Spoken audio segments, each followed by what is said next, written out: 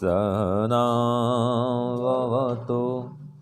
सहनौ भुनक्तु सह वीर्यं करवावहै तेजस्विनावधीतमस्तु मा विद्विषावहै।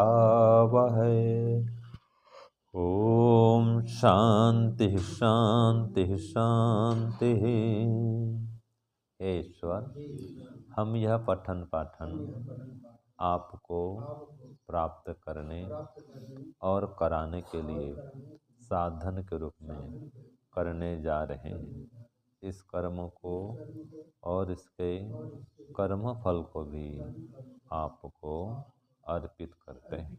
ओम शांति शांति शांति। सबको सादर नमस्ते जी। हमारा वैशेषिक दर्शन का पाठ चल रहा है, जिसमें प्रथम अध्याय का द्वितीय आहनिक हम पढ़ रहे हैं, जिसमें कि सूत्र संख्या 12 तक का पाठ हमने पढ़ा था, है ना।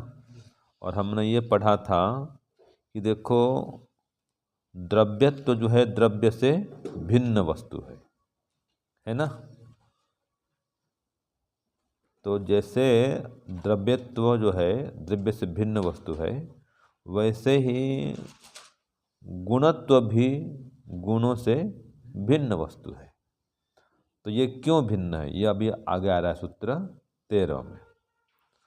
तो जिस वहाँ पर पढ़े थे कि अनेक द्रव्यों में रहने से द्रव्यत्व द्रव्य से भिन्न है, ऐसे यहाँ भी आएगा सूत्र 13 में, अनेक गुण में रहने से गुणत्व गुण से भिन्न है।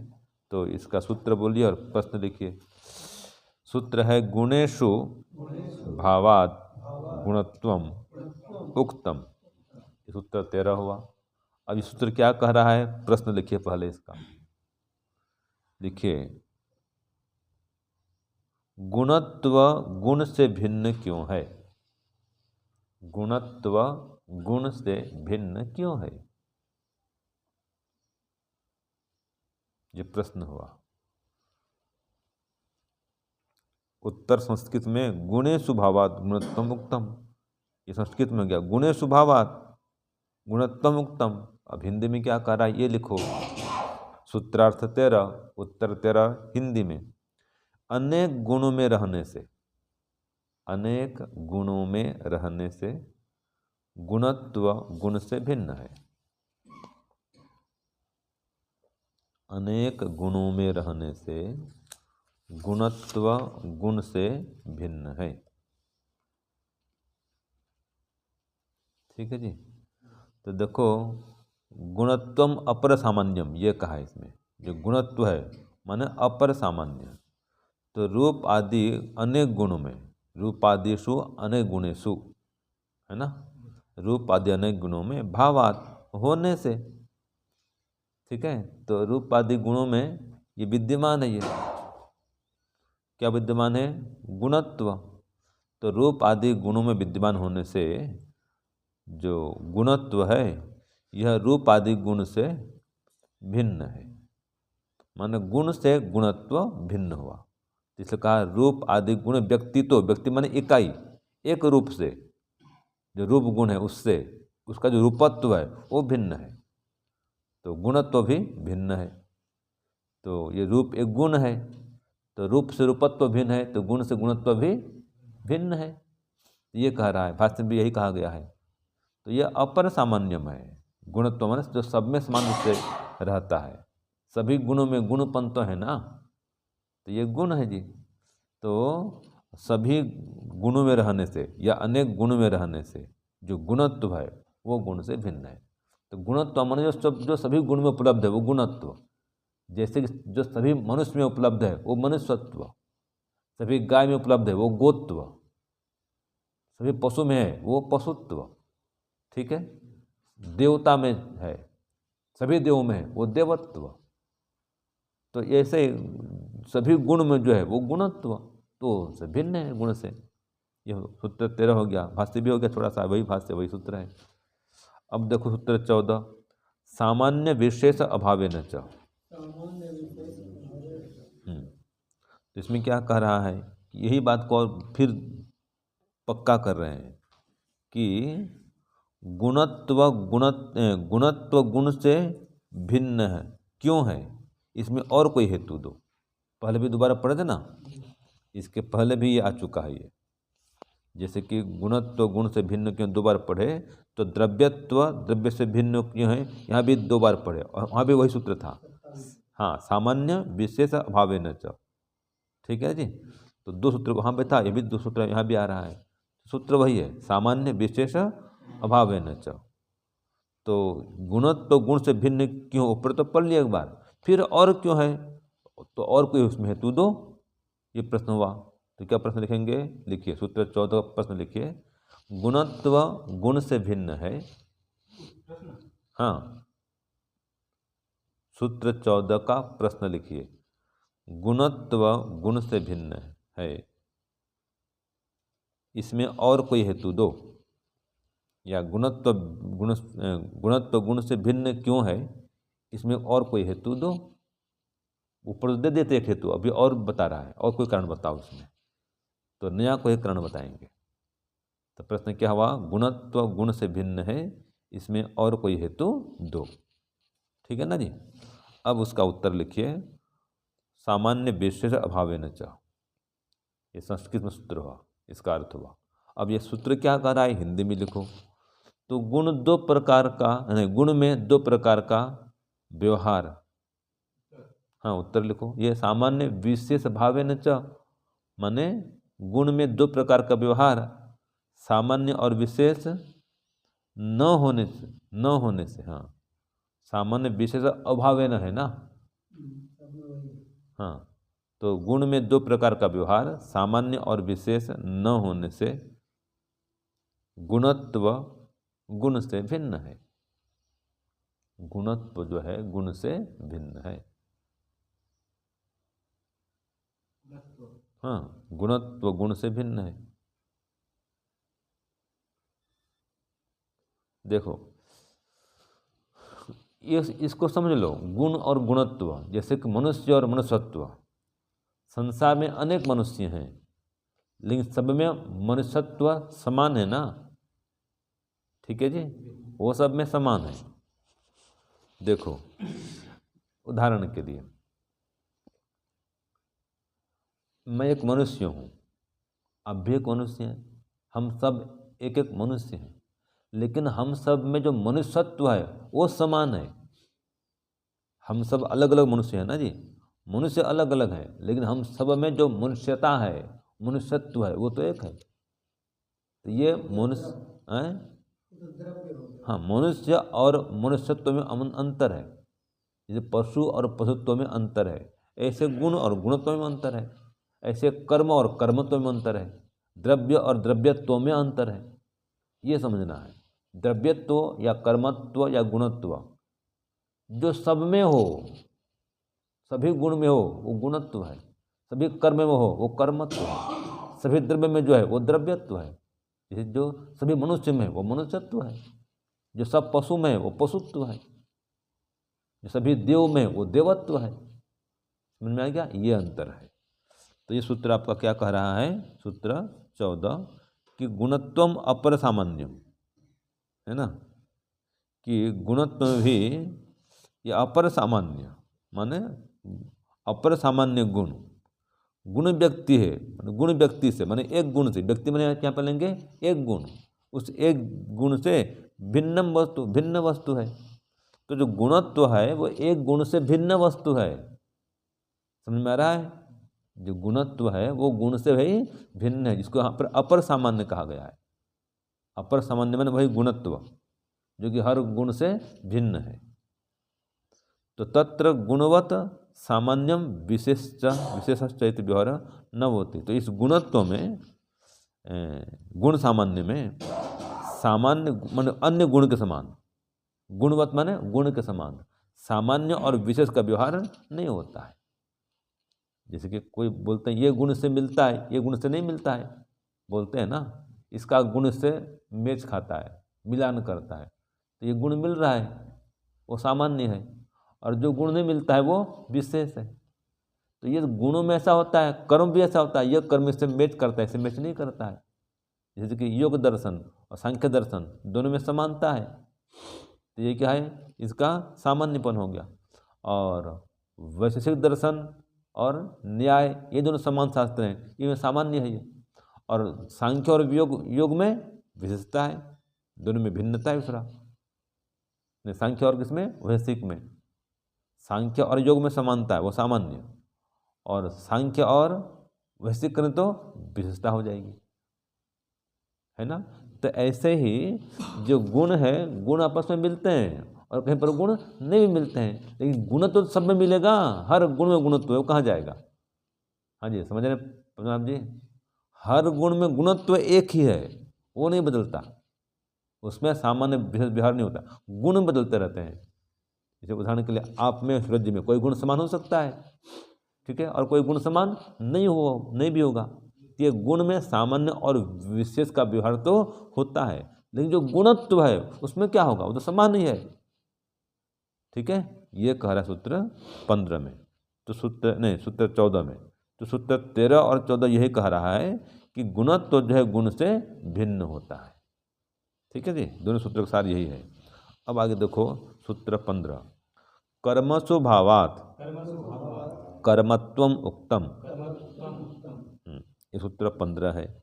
इसका प्रश्न क्या है, लिखिए सूत्र 15, कर्मत्व कर्म से भिन्न क्यों है। वही बात फिर आ गई, जो गुण के अभी पढ़े थे ना, यही कह रहा है कि कर्मत्व कर्म से भिन्न क्यों है। उसके पहले क्या पढ़े थे, गुणत्व गुण से भिन्न क्यों है। उसके पहले पढ़े थे द्रव्यत्व द्रव्य से भिन्न क्यों है। तो अब कर्म आ गया जी, कि कर्मत्व कर्म से भिन्न क्यों है। तो उत्तर क्या होगा, कर्मसु भावात् कर्मत्वम उक्तम। सूत्र भी तो कोई है, उसमें सूत्र क्या था, सबसे पहले द्रव्यसु, इसमें क्या है, कर्मसु भावात् था ना, तो यहाँ पर क्या था, अनेक द्रव्यत्वेन, द्रव्यत्व मुक्तम, यहाँ पर वो था।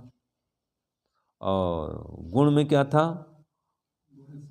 गुणेषु भावात् गुणत्व मुक्तम, वहाँ पर ऐसा था। यहाँ पर गुणेषु भावात् था, यहाँ पर कर्मसु भावात् है। तो कर्मसु भावात् कर्मत्वम और गुणेषु भावात् गुणत्वम, वही अंतर नहीं है, ठीक है। एक को समझ जाओगे तो पूरा सब द्रव्य गुण कर्म सब समझ में आ जाएगा। द्रव्य में द्रव्यत्व भिन्न है, कर्म में कर्मत्व भिन्न है, और गुण में गुणत्व भिन्न है। तो इसका उत्तर लिखिए, सूत्र क्या कह रहा है, सूत्र 15, कर्मों में कर्मत्व रहने से, कर्मों में माने अनेक कर्मों में कर्मत्व रहने से, जैसे अनेक गुण में गुणत्व रहने से, है ना, हाँ, ऐसे अनेक कर्मों में कर्मत्व रहने से, अनेक कर्मों में कर दो, अनेक कर्मों में कर्मत्व रहने से, कर्मत्व कर्म से भिन्न है, कर्मत्व कर्म से भिन्न है, ठीक है जी। जैसे कि देखो, उत्क्षेपण एक कर्म है, किसी वस्तु ऊपर फेंकना, ये क्या है, उत्क्षेपण कर्म है। और नीचे गिरना, ये क्या है, अवक्षेपण। तो दोनों भिन्न भिन्न कर्म हुए ना, एक ऊपर उठना, एक नीचे गिरना, दोनों कर्म अलग अलग हैं, लेकिन दोनों कर्मों में जो कर्मत्व है वो तो समान है। कर्मत्व भिन्न भिन्न है क्या, दोनों में कर्म हो रहा है ना जी, चाहे ऊपर उठने का कर्म है चाहे नीचे गिरने का कर्म है, कर्म दोनों में हो रहा है, कर्म समान है। तो वो जो समान है कर्म, वही कर्मत्व है। जो सभी कर्मों में समान रूप से है वही कर्मत्व है। ऐसे जो सभी गुण में समान रूप से है वो गुणत्व है, और जो सभी द्रव्य में है वो द्रव्यत्व है, समझे। तो यही सूत्र क्या लिखे, अनेक कर्मों में कर्मत्व रहने से कर्मत्व कर्म से भिन्न है जी। यही बात भाष्य में कहा है, जैसे वो गुण बल था, यही ऐसे लिखा है कि कर्मत्वम अपर सामान्यम, जो कर्मत्व है वो भी अपर सामान्य है, मतलब समानता है वो। और उत्क्षेपणादिषु कर्मसु भावात्, ये उत्क्षेपणादि कर्मों में रहने से, मतलब सभी कर्मों में रहता है ये। कौन सा रहता है, कर्मत्व। और उत्क्षेपणादि कर्म व्यक्तित्व भिन्नम, उत्क्षेपणादि एक कर्म से वो भिन्न भिन्न है, ऐसा वो वस्तु है, एक उत्तम ऐसा कहा गया है। तो उत्क्षेपण कर्म में रहता है, ऐसे अवक्षेपण कर्म में रहता है, प्रसारण कर्म में रहता है, गमन कर्म में रहता है, सब में रहता है, वही कर्मत्व है। लेकिन इसी एक एक इकाई से यहाँ पर वो भिन्न है। यहाँ पर व्यक्ति माने इकाई, एक कर्म, उत्क्षेपण कर्म, तो उस उत्क्षेपण कर्म से कर्मत्व भिन्न है। ऐसे अवक्षेपण कर्म वो सभी भिन्न है। तो सभी कर्मों उसमें रहता है, लेकिन इन सभी एक एक कर्म से वो भिन्न है, वही कर्मत्व है। ठीक है, ये हो गया आप सूत्र 15 हुआ ना। अब देखो सूत्र 16 क्या कह रहा है, सामान्य विशेष अभावेन च, उसी बात को फिर दोहरा रहा है कि कर्मत्व कर्म से भिन्न वस्तु है, इसमें भी कोई और हेतु दो। लिखिए प्रश्न, जिस वहाँ पर पढ़े थे ना जी, गुणत्व गुण से भिन्न है, इसमें और कोई नया हेतु दो। यहाँ पे भी वही आ रहा है, सूत्र भी वही आ रहा है।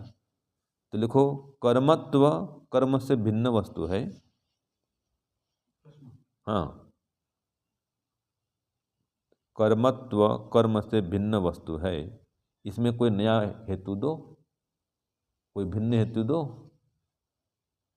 तो कर्मत्व कर्म से भिन्न है, ठीक है, इसमें कोई और नया हेतु दो, ये प्रश्न हुआ। तो उत्तर वही आ रहा है, सामान्य विशेष अभावेन च, कि सामान्य और विशेष का अभाव होने से। देखो स्पष्ट है ना, सामान्य विशेष अभावेन च, तो कर्मत्व में लिखना पड़ेगा आपको। उत्तर लिखिए, उत्तर 16 लिखिए, कर्मत्व में सामान्य और विशेष ये दो प्रकार का व्यवहार, कर्मत्व में सामान्य और विशेष ये दो प्रकार का व्यवहार न होने से कर्मत्व कर्म से भिन्न वस्तु है। कर्मत्व कर्म से भिन्न वस्तु है।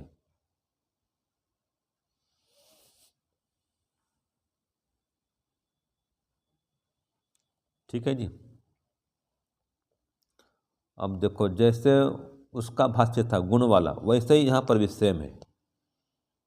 जैसे कि सूत्र 14 में पढ़े थे ना, वैसे यहाँ पे वही तब सेम आ रहा है, खाली वहाँ पर गुण था, यहाँ पर कर्म आ गया है कि कर्मत्वम अपर सामान्यम, जो कर्मत्व भी अपर सामान्य है, और कर्म व्यक्ति है भिन्नम वस्तु, एक कर्म से वो भिन्न है। कर्मत्व जो है वो एक कर्म से भिन्न है। क्यों? यथा तत्र कर्मवत् सामान्यम विशिष्ट चेत व्यवहार न होती, यहाँ क्योंकि यहाँ पर उस कर्मत्व में एक एक कर्म के समान विशेष और सामान्य का व्यवहार नहीं होता है। ठीक है, जो ऊपर उठना है, एक गेंद को ऊपर उठाओ, ठीक है, एक पत्थर उठाओ, दोनों में समानता है, दोनों सामान्य है। क्यों? दोनों ऊपर उठ रहे हैं, गेंद भी और पत्थर भी, ये दोनों कर्म में क्या है? समानता है। और नीचे गिर रहे हैं मान लीजिए, तो एक कर्म नीचे हो रहा है, एक पत्थर नीचे हो रहा है, और एक गेंद ऊपर जा रहा है, इन दोनों में क्या हो गया? ये असमानता। तो एक का नीचे आना, एक का ऊपर जाना, ये असामान्य हो गया।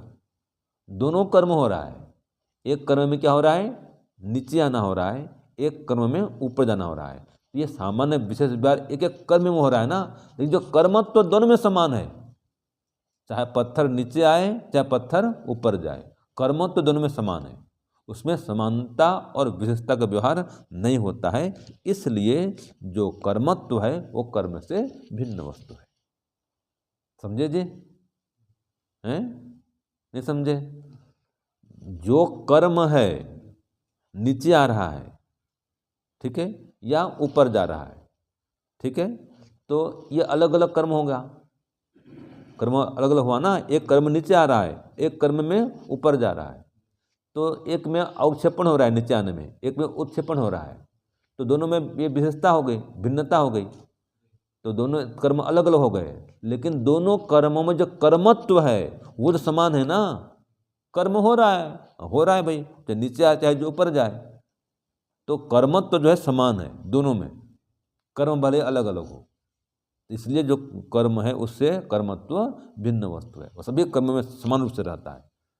फैलना हो, सिकुड़ना हो, जाना हो, आना हो, ऊपर उठना हो, नीचे गिरना हो, सब में जो कर्मत्व है, कर्मपन, कर्मत्व माने कर्मपन समान है वो। ठीक है, ये आपका सूत्र कौन सा हो गया? 16 भी हो गया। अब भावम विनुत्ति इति आचार्य, अब भाव को खोल रहा है आचार्य जो है पर भाव माने सत्ता, सत्ता को विशेष करके और बता रहा है। तो सूत्र बोलिए, सद इति लिंग अविशेषात् विशेष अभावाच्च एको भावः, ये हो गया सूत्र 17। अब इसका अर्थ लिखो। सत की बात कर रहा है, सत माने सत्ता। प्रश्न लिखो पहले, देखो एक बार इसको समझो फिर प्रश्न बताऊंगा कि सत माने होना, ये लक्षण सबका समान होने से, होना सब में समान है और इससे भिन्न कोई विशेष लक्षण न होने से सत्ता एक है, द्रव्यत्व भी एक है, गुणत्व भी एक है और कर्मत्व भी एक है। तो ये प्रश्न आएगा कि द्रव्यत्व, गुणत्व और कर्मत्व ये सब एक क्यों है? सत्ता भी, सत्ता एक है, द्रव्यत्व एक है, गुणत्व एक है, कर्मत्व एक है, क्यों? तो क्यों? तो सब में होना, ये लक्षण समान सब में एक है। तो लिखो, प्रश्न लिखिए, सत्ता एक है, द्रव्यत्व एक है, गुणत्व एक है और कर्मत्व भी एक है। सत्ता एक है, द्रव्यत्व एक है, गुणत्व एक है और कर्मत्व भी एक है, अर्थात ये सभी भाव एक एक हैं। क्यों? अर्थात ये सभी भाव एक एक हैं, क्यों? ये क्यों का उत्तर देंगे हम बस।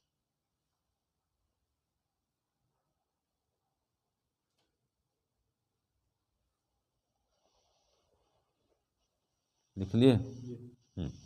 तो उत्तर लिखिए, सत बराबर होना, लिखो, सत बराबर होना। देखो सूत्र में ये लिखा है, सत इति लिंग अविशेषात्, तो सत बराबर जो होना लक्षण है सब में समान रूप से होने से, और इसमें एक विशेष अभावाच्च और कोई विशेष भिन्न लक्षण न होने से सत्ता एक है। इसको लिखना है सूत्रार्थ में। तो लिखिए, सत बराबर होना लिखे, ये लक्षण सबका समान होने से, सत बराबर होना ये लक्षण सबका समान होने से और इससे भिन्न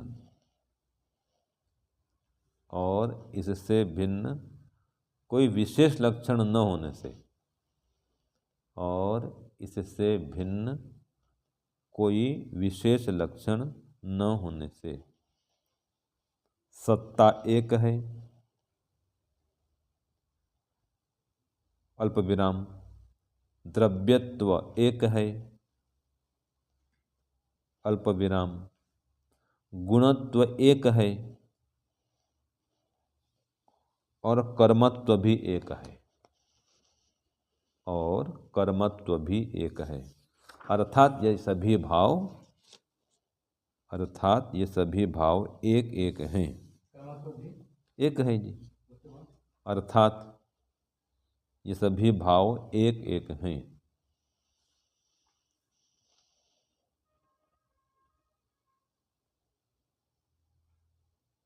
अब इसको दूसरे प्रकार से कह देंगे, उलट कर बोल देंगे, जैसे कि सत्ता एक है, द्रव्यत्व एक है, गुणत्व एक है, कर्मत्व एक है, ये सभी भाव एक एक हैं। क्यों?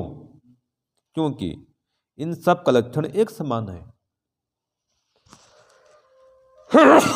ठीक है, और वो लक्षण क्या है? सत बराबर होना, जो होना लक्षण सब में समान है, इससे भिन्न कोई नहीं। इन सब का लक्षण बराबर सत, इन सब का लक्षण है सत बराबर होना, जो पुस्तक में लिखा है। दोनों प्रकार से आ गया। उन सब क्या लिखे, एक समान है, और वह लक्षण है सत, वह लक्षण है सत, बराबर होना, इससे भिन्न कोई लक्षण नहीं। ये दोनों सूत्रार्थ एक ही है, अलग अलग नहीं कह रहा। पहले में क्या था, ये वाला पीछे वाला आगे आ गया था, ठीक है जी, और अब में क्या हुआ, आगे वाला पीछे आ गया है। अब मिला लेना, सूत्र दोनों एक ही है, एक ही आपको उत्तर लिखा, दोनों नहीं लिखना है, कोई भी एक लिखो चलेगा बस। समझ में आ गया। पहले क्या था, सत बराबर होना, ये लक्षण सबका समान होने से, ये पहले आ गया था उसमें, इससे भिन्न कोई विशेष लक्षण न होने से। अब सत्ता एक है, द्रव्यत्व एक है, गुणत्व एक है, और कर्मत्व भी एक है, अर्थात ये सभी भाव एक एक है। ये पहले उत्तर में था, और बाद में क्या कर दिया, ये वाला पहले कर दिया। क्या पहले कर दिया कि सत्ता एक है, द्रव्यत्व एक है, गुणत्व एक है, कर्मत्व एक है, अर्थात ये सभी एक एक है। क्यों, तो अब आ गया सत्ता बराबर होना, ये सब में समान होने से, तो दोनों बात एक ही है। अब देखो, गावों में माने गायों में और अश्वों में भिन्नता है। गाय अलग है, घोड़ा अलग है, इसको बोलते हैं विशेष होना।